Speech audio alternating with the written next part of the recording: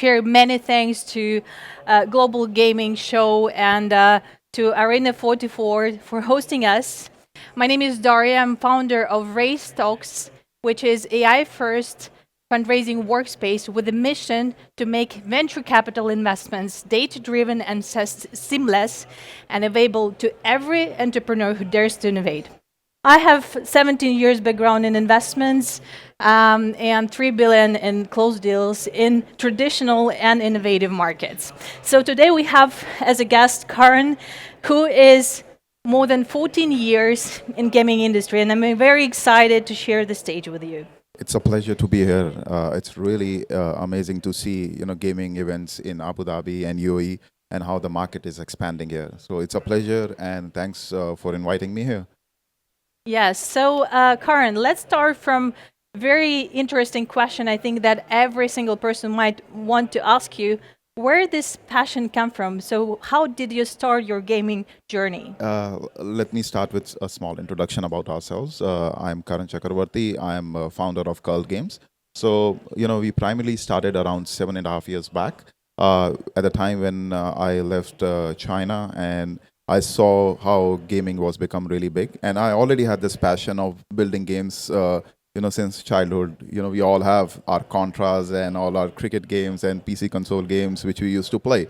So I always felt, that nurture, that gamer inside me. So I always wanted to build, interesting games at large. Seeing how the market was expanding in Asia, so we started our journey. We started with small, hyper casual games. We got really good success. The first game we did was a success itself. Started with a sports simple game on Unity, and then it had a lot of downloads. So we got intrigued. We started building more games, and the journey started. Yeah, so two things. First of all, you started on high competitive markets, which is Asia, and secondly, the game that is like as well. It's hard to differentiate yourself because there are so many of them. So, what was the strengths that you can share to companies that are entering the industry or planning to enter the Asian market? Yeah, I agree to the fact that the market is quite competitive. But you once you start developing the games, you have to keep the consumer psyche intact. Like you need to understand what sort of consumer you are targeting, because if your game is engaging enough, you will find the right audience. But it's very important. See, no one can tell that whether a game will be successful or not. No one can tell. Even after so many years of experience, no one can say that this particular game will do well. But once you approach the game, you have to create your consumer persona. Then you have to define those games. Let's say for the initial set of it, when we started developing the games, our main focus was, let's create a game for Asian market, where we saw there were different sort of games, but though those games were refurbished, in the West the games were doing well, and they were refurbished for the Indian market just to get numbers. Like they wanted to get Indian population coming in, big numbers flowing in, but we wanted to build keeping the Asian psyche intact. So we started with that. The game got successful. Then what we did is, like, we have a distributorship in Asia. We started localizing the games. So we have games in Japanese language, in Chinese language. So this gives an advantage to us, and we have a different diaspora which play our game. So primarily, one, the game should be fun, because if the game is not fun, no one will come and play. And secondly, the game should be focused. You should be aware that what sort of market you are targeting, and let's say, for example, if you are developing a game for India, then English is fine. But if you are developing a game for Chinese market, so you need to have an English and Chinese version. So localization is very important. And since then, how many games you have launched so far? So as of today, we are proud to say that we have almost 42 gaming titles across semi-AA quality titles to hyper casual. So we do a complete, paradigm from hyper casual to semi-AA shooting games. And we have a very extensive team of 65 people today working under Kult Games across the globe, primarily from UAE and India. Congratulations on the track. This is incredible. So, considering your broad experience, where do you see the industry is coming now, and like where it's moving on the tech side perspective? I think this is a very interesting time. A lot of people who you're going to meet here will say gamify is dead. That's the first perspective. But my perspective is the gamify hasn't started. we were going in a wrong direction last couple of years. And since someone who has worked on the both sides of Web 2 and Web 3, I think I can share a better approach here, where, now at least we can say that we are ready with the infra. The partners we hold now and who is supporting Cult Games, they are providing us right infra to onboard millions of users which are going to come from Web 2. So for us at Cult Games, we only focus on engaging games. We don't say either it's a Web 2 or a Web 3 game. And we have the right tooling now available. And for anyone who's developing game, I think this is a good time. You just need to keep building, but keeping the same aspect. The game should be fun. Economics can follow later. A lot of developers feel okay that how will the tokenomics work? How will the in-game currency will work?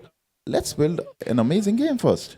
Let's start from like high level why Web3 is important for gaming and how gaming companies benefit out of that. Let's maybe make some highlights, and then you can share your journey, like transiting from Web 2 and Web 3, how it worked for you, and what was the biggest contribution from infrastructure layer that you have accomplished with the current partners. So currently, for us at Cult Games, we are building a unified gaming browser. So what we are doing, we are confining all our games. So giving that perspective, I think identity is the most important factor in 2026. Let's say a gamer who plays one of our game, which is a hyper casual game. Today he's in a mood to play a shooter game. What about his time which he spent across our title, which earlier was on one chain, irrespective of the time he's spending on the other title? His progression is lost. Our focus is to create a digital identity where you play the games across Cult browser, and for each game you're rewarded, and later you're like, let's say for example you're spending time, you're achieving, you are getting extra XP points. Those will be rewarded later for your time spent. Of course, every game has its own weightage, but what we envision is creating the Netflix of on-chain gaming, where you have a possibility of choosing whatever game you want, what segment of game you want, and each game you play, your progression is saved and moved across different games. Here I have a very tricky question. So most of the chains, they have their own DAD solutions. So considering that your main focus is developing games, how that was a question when you started integrations, and are you cross-chain yourself at the moment? Yeah, so we have already deployed games across 12 chains, EVM, non-EVMs. So once we transitioned from Web 2 to Web 3, our focus was first year to start deploying the games on different blockchains and learn, because that was a phase where we wanted to see how we can bring the next million users. First, we should be ready for bringing those 1 million users or 2 million users. And few of our games did really well. So, it was a phase where we saw what can be done. And after that, we started, working with the best tools around, because we thought that doesn't make sense for us to develop our own. There are a lot of interesting solutions in the market, and we are working with the best solutions to create the DID part of it. And that gives us a better leverage. That's what I'm saying. In 2026, we already have that leverage. And for us, the focus is our games should be fun, and the rest of the things can be taken care of. If your games are not fun, all these shenanigans won't work. The DIDs, the rewards, and this will all come later. Now we have very interesting games. Our titles are among the best on most of the chains right now. That means the community is loving our games. Now after that, we can offer more stuff, what we have planned in 2026. And that's how I think we're going to expand. Okay, great. So on limitation side, right now, like gaming was always regulated industry. So right now, more and more countries as well are limiting the AI implication, and as well, let's say, intersection of AI and gaming, and let's say limiting the younger generation from gaming. At the same time, from the other side, we see that like it's hard to take our kids out of the games, and each time I'm like suffering to say like, dear son, like you have to stop playing, Minecraft or like Roblox. But like, what is your perspective on the regulation side, and as well going Web3 and opening new markets? So which countries are the most friendly, and what are your plans on that? I think we are already in the most friendly country. To be honest, UAE, the support we are getting here from the government and the whole ecosystem is quite interesting and quite supportive. And I would really ask you to let your kids play game, because that's gaming is fun, but it's also immersive, and they can always learn. There are very interesting games through which I've seen kids learning through games. It's all about, if you're having good time playing something, then you learn faster. We all know that. So I think, coming back to your question, we are in a very good country, which is supporting a lot. I know the regulations is something which is something, is a paradigm which is shifting. But let me take you back. In Web 2 also, there are rewards, there are regulations, there are achievements, and it's a very regulated market.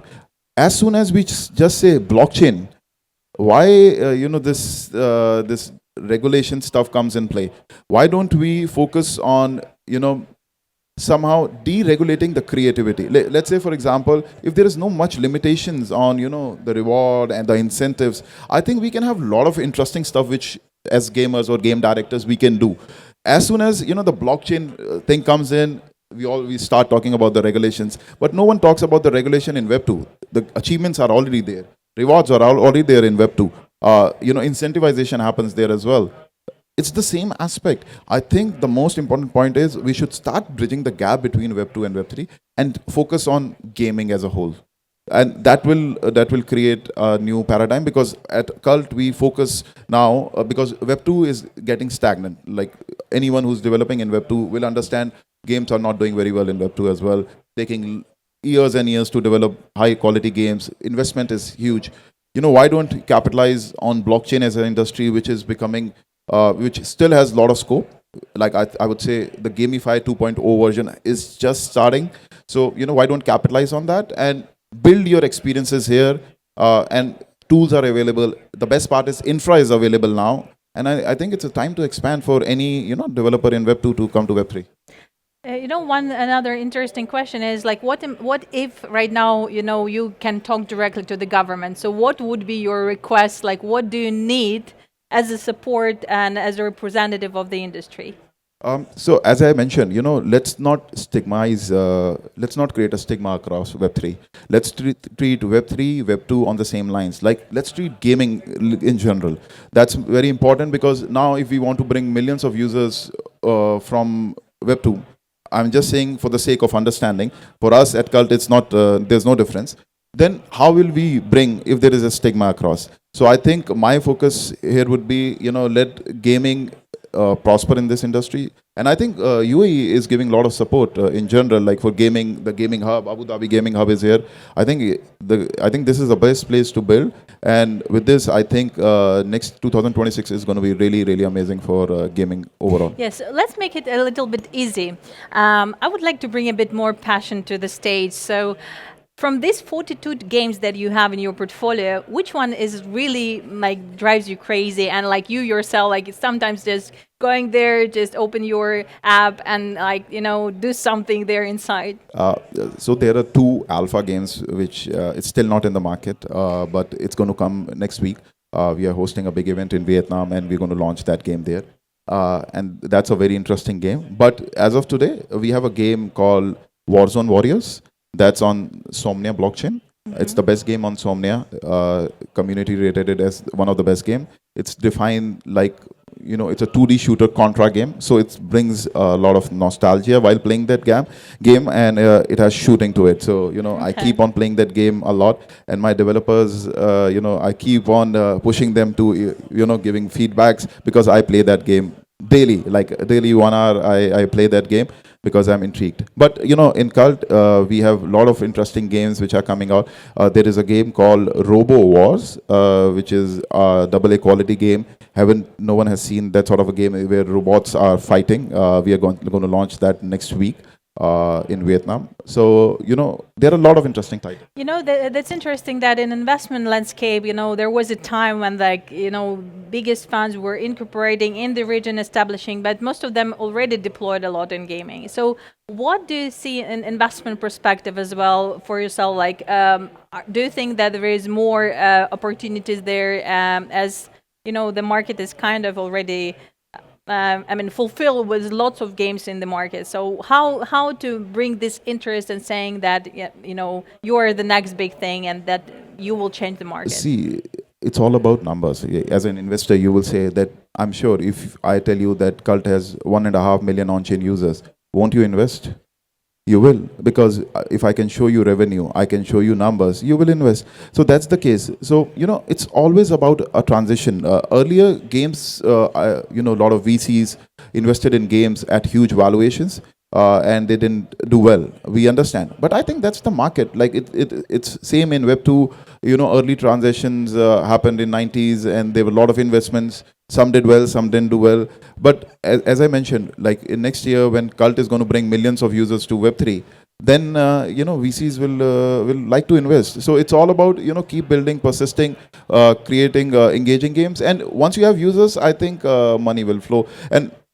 Secondly, as I mentioned, economics should always be second. I know, to run any studio and any game, economics is very important. But it's like if you're building games, it's like movies. If your movie is fun, it's engaging, you will find your audience. So do you see more companies coming, for instance, from regions where there is less support from government, from the community, and we'll see more players in the market, and how this collaboration between different game studios happens, and is there any capacity on, let's say, I like when the glue happening, when there is a interaction between finance, innovations, and tech, and of course I like when industry collaborates. So how it goes with collaboration in the game studio emerging markets?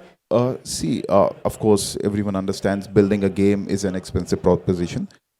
But the main issue, what happens and why a lot of companies fail is starting a game is quite easy, but sustaining a game is something which is very important. So you need to have your runways, because as I mentioned, the failure rate is very high in gaming. So anyone who's building game in emerging regions like India or Pakistan or Asia in general, I think a lot of them come to UAE and other regions to market their games.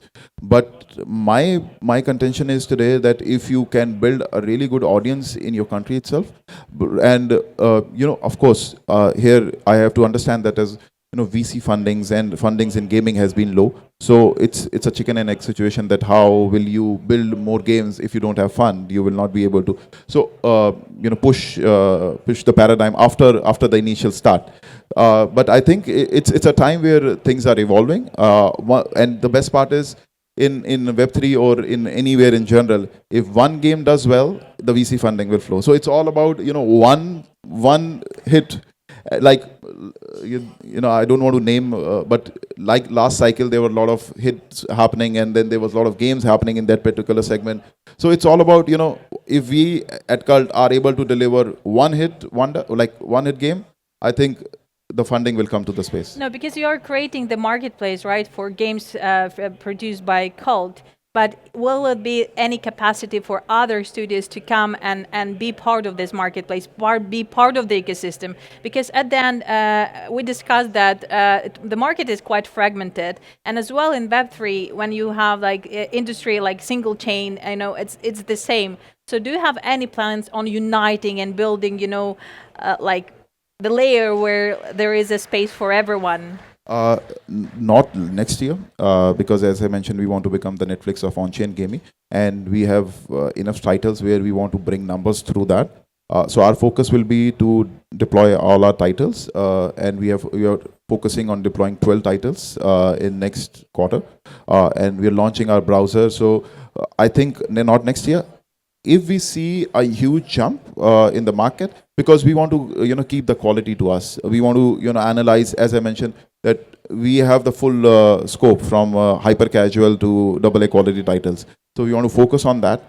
We want to bring users, like we already have 5.5 million users in Web 2 which are ready to come to Web 3, and we have already started on that transition. So we'll be focusing on our titles for next year. And once we do our TG, then maybe that could be in contention. Okay. Right now many games are character-centric. So out of your 42 games, how many of them have, specific character that you are proud of? Because this character can be everywhere.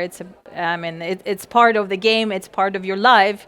And yeah, Yeah, what is your perspective that's on a that? difficult question. We have a lot of interesting titles. Our game designers build like I'm intrigued with the titles we have and very proud of that ones.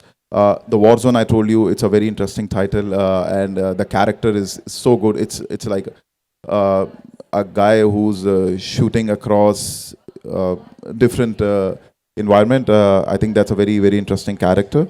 And we are launching a double A quality game very soon. It will have a shooting character, which is again quite engaging. So I have like plenty of titles, which is quite fun. And as the community will see, and they'll get in love with all these titles and all these characters which is coming across. Are you moving to immersive and VR space at all? Not in the initial phase of it. I think Meta and Metaverse 22, 21 had already seen a lot of people have burned cash there. We don't want to go there right now. For us, the focus, as I mentioned earlier, is how we can bridge that gap between Web 2 and Web 3 and get numbers and get VCs like yourself to the ecosystem and bring some momentum back. Not focus on building something where VCs later will see that okay, we have burned cash, we have not made any returns. Gamify is dead. Let's focus on getting numbers. Let's focus on getting revenue, and then move across. Let's be realistic. Gaming and gamify is still the big bunch of the industry. I mean, from blockchain space, it's like top 2. So we still have a great capacity there. Why I was talking about the characters, because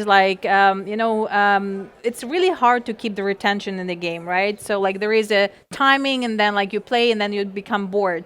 So how do you think it's possible to keep people engaged and like really bring their inspiration to like be back and benefit out of everything that you create? There are two things. One, if let's say for example we have this rule in our games that first 30 seconds once a consumer comes and play our game, we know that how the stickiness is in the game. So we are always monitoring that. Of course, let's say for example we are launching a shooting game. And we launch a simple version first, just to gauge how the market is, and then we keep on shipping the new versions after analyzing that what is being played. Let's say for example this particular weapon is not doing well, then replace this weapon with something interesting. But this is how you analyze your consumers, and then you keep on shipping. And the advantage we have, since we have such a big team, we ship really fast. And for us, it's always about, if something is not working in next 10 days, let's move and let's get the another version out. This is one. Then, of course, incentives, rewards, engaging the community through socials, our YouTube channel, which has 100K subscribers as well. So, shipping the community all the time, interacting with them, listening to them, giving them more See, now the possibility with Web3 is that you give them possibilities to earn. Like the game we have on Somnia is the highest rated game because we did a lot of campaigns where they were rewarded for the time they're spending with tokens, or what sort of rewards we can provide them, leaderboard rewards.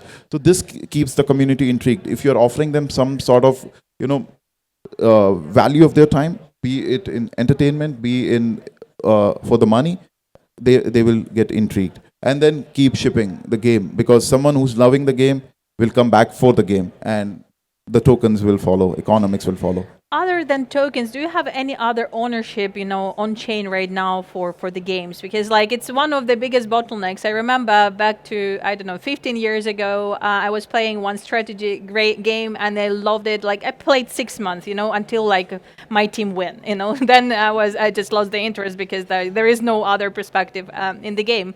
But like my character and my let's say digital twin had so much features and skins and additional strength that I couldn't monetize and I couldn't sell, and that's where Web3 comes in. Like, so for us, the cross progression is a very important aspect. So let's say for example you're playing a very simple game, let's say a 8-ball pool game. Now if you are among the top 10, then you get an extra gun in our AA quality title game. So, it keeps people motivating. Like, let's say today I'm not in a mood to play a heavy game. I just want to have a hyper casual game. So even if you're, spending your time here, you are getting rewards somewhere in some immersive So can I experience. use the gun right now from one game in the other game? Can you imagine No, that? No, it's no, not happening yet. it's Okay. not happening right now. But the best part is, at least if you are getting rewards in the leaderboard, or you have crossed one particular level, you're still rewarded in the second part of it. So it will, for us also, you, as you mentioned, how will you retain users? For us also, so if you have gotten sub upgrade in the other game, you will go and play that game. So at last, the user is intrigued. It's like Netflix. You are intrigued one or the other title. Same, that's why we want to keep all our titles there. And if something is not working in 3 months, we remove that title and we bring the other one. So, we shift fast and we learn from the community. Any phygital at all? Any phygital space at all? I mean, like, is there any character's life you can touch, keep at home, look at your, I don't know, yet. fame wall and see, like, oh, this is my superhero? Because I think that boys never become adults, they still play their small toys. Of course. Yeah, so for me, it has always been cricket and I'm sorry football. if something, like, no offense, please. So for me, it's always been, cricket and football. I play those sort of games more. So, I have those idols and which I cherish, and where I got intrigued with games. So in cult games, I think not widgets right now, but I think we are planning something very interesting with the characters, as I mentioned, and few things will unfold very soon.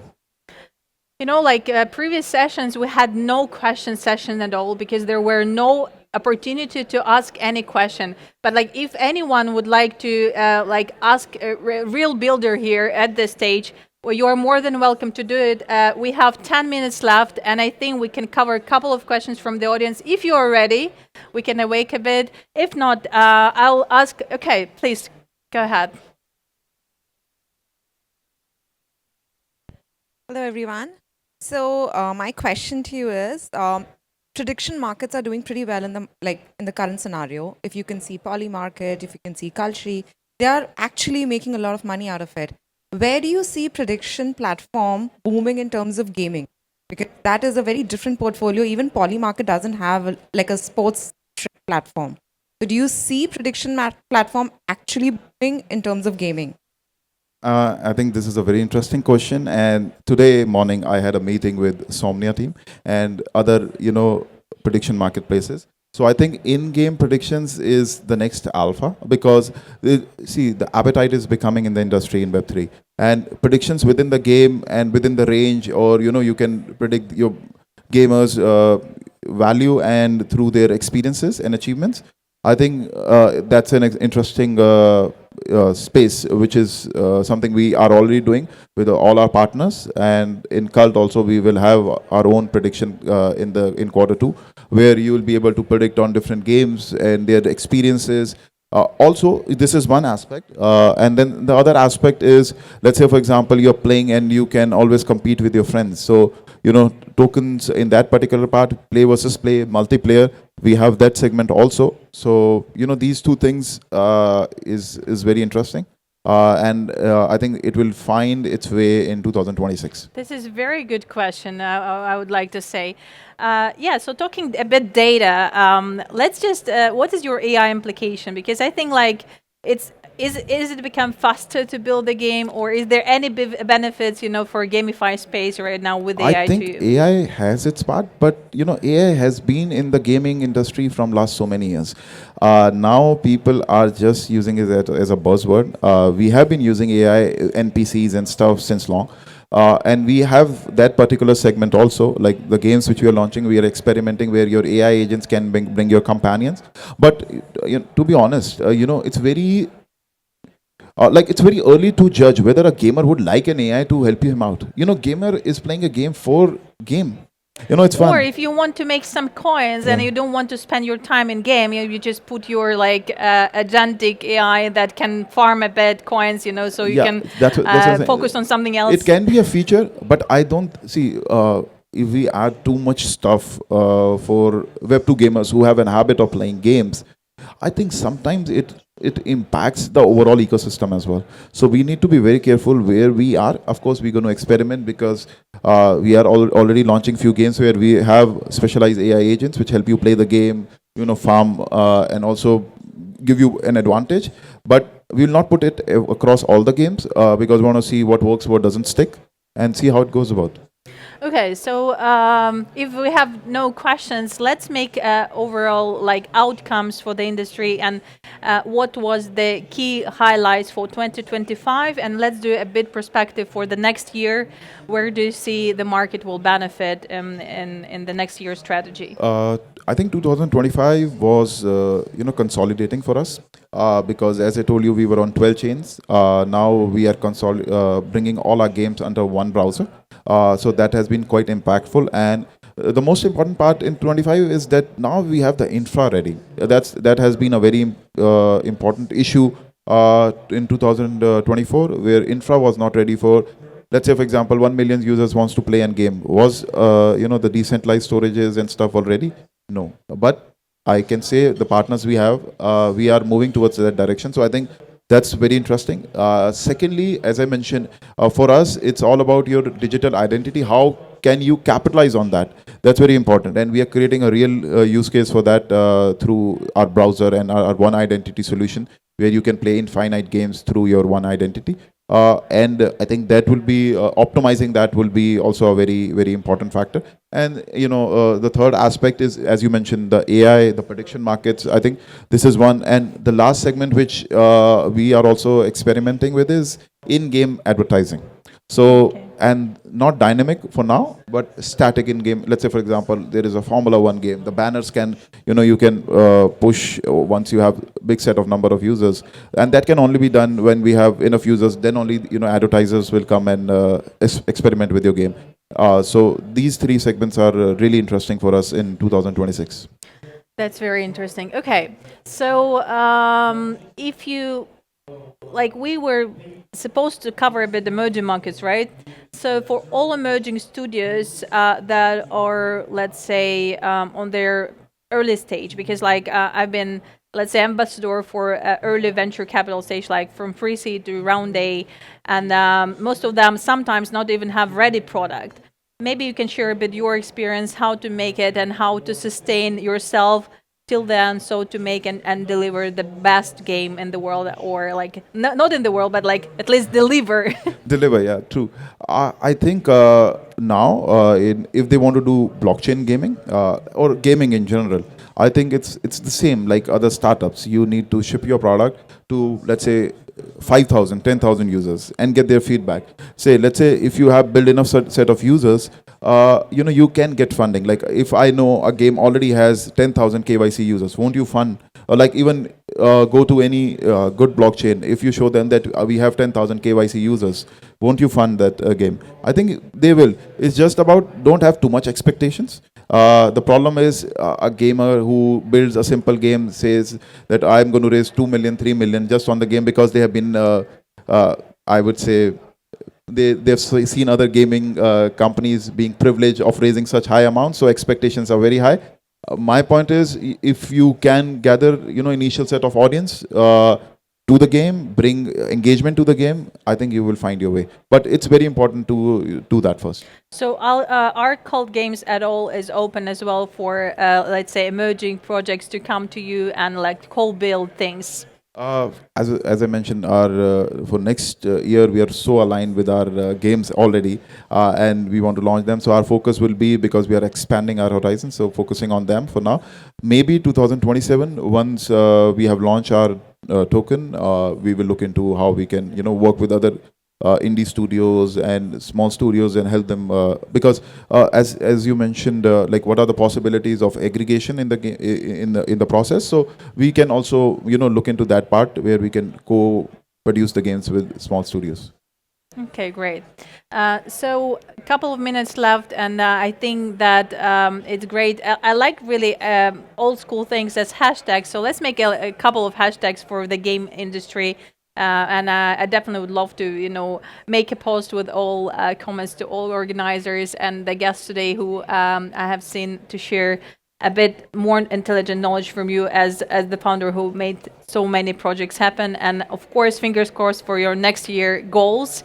I'm looking forward to see all your games, and as well, once you're ready with the digital space or extended, I'll share with you. let me know, please. Okay. So, what will be your major highlights for this session and for Global Gaming Show, for instance, for the next year? I believe that will happen too. I think it's a great initiative for gaming community at large, and especially Web3 gaming.